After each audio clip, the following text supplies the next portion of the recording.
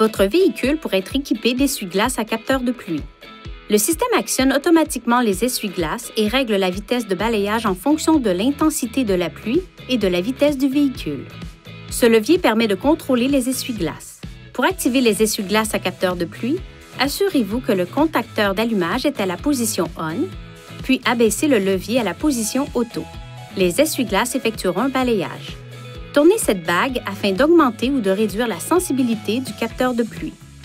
Veuillez noter que même s'il commence à pleuvoir, les essuie-glaces pourraient ne pas se mettre en marche immédiatement si la pluie ne tombe pas directement sur le capteur de pluie. Pour désactiver le système, relevez le levier à cette position. Pour sélectionner une vitesse de balayage constante, abaissez le levier à la position lente ou rapide.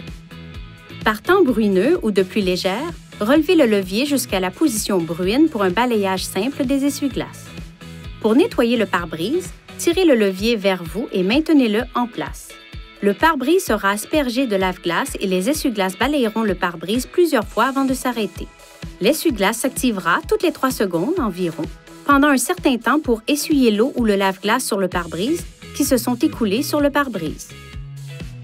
Pour faire fonctionner l'essuie-glace arrière à une cadence variable programmée, tournez la molette à l'extrémité du levier à intermittent.